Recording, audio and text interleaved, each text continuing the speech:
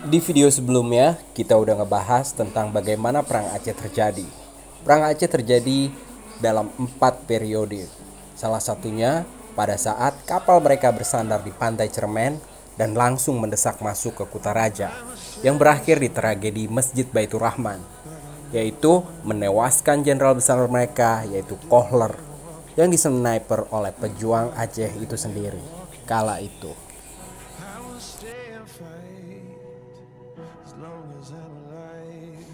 Perang Aceh berlangsung selama 40 tahun. Periode pertama dimulai pada tahun 1873 sampai 1874. Pada invasi pertama, Kohler tewas di Masjid Raya di hari itu, tepatnya tanggal 14 April 1873. Setelah kematian jenderal besar, Belanda mengamuk. Rakyat Aceh pun bergejolak, dipimpin langsung oleh Panglima Polim dan Sultan Mahmud Syah untuk memimpin perang melawan Belanda dengan 3.000 pasukannya. 10 hari kemudian, tepatnya tanggal 24 April 1873, perang berkecambuk di mana-mana di seluruh kota raja. Panglima Polim dan Sultan Mahmud Syah merebut kembali Masjid Raya Baitur Rahman dengan para pejuang yang berdatangan dari seluruh Aceh.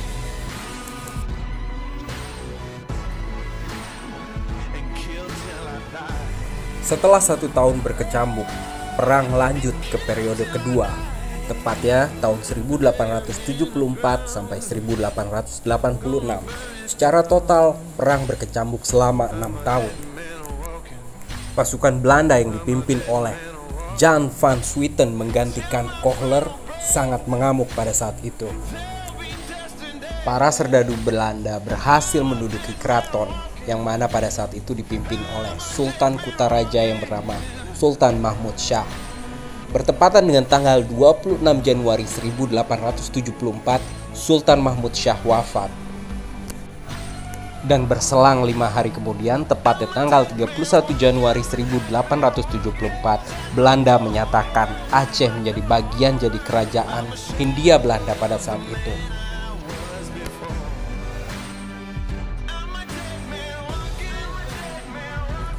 Perang pertama dan kedua berlangsung selama 7 tahun. Dengan wafatnya Sultan Mahmud Syah, kepemimpinan diganti oleh Tuanku M. Daud. Perang yang terjadi selama 7 tahun tergolong perang total dan frontal, di mana pemerintahan masih berjalan mapan.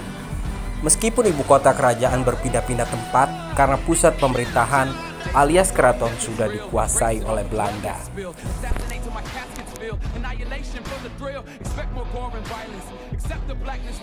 Di periode ketiga, perang berlangsung lebih lama daripada sebelumnya, yaitu 15 tahun, dari tahun 1881 sampai 1896. Lalu perang dilanjutkan selama 7 tahun yang dikenal sebagai Perang Fisabilillah.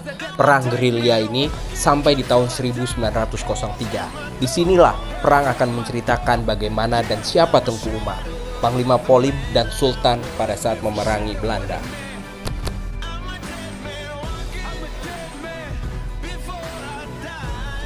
Di periode ini Tengku Umar wafat tepatnya pada tahun 1899. Periode keempat berlangsung selama 14 tahun di tahun 1896 sampai 1910. Di periode inilah Tengku Umar gugur di Melabuh dan perjuangan digantikan oleh istri beliau Cut Nyadin. Di periode ini perjuangan dalam bentuk perlawanan atau resistance, bergerilya dan dilakukan secara berkelompok tanpa komando dari pusat kesultanan atau pemerintahan pada saat itu.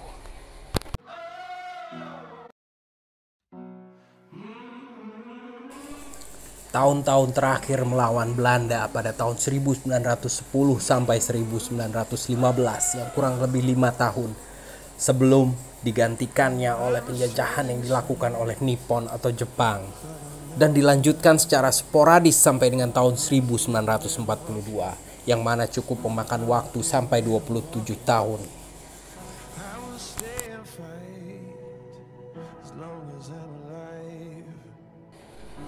Sebelum melakukan penyerangan, Belanda sudah duluan mengirim spionasenya ke Aceh selama 2 tahun dan menyamar sebagai rakyat biasa di pedalaman Aceh dan mempelajari sistem pemerintahan kesultanan pada saat itu dan strategi apa yang harus diambil.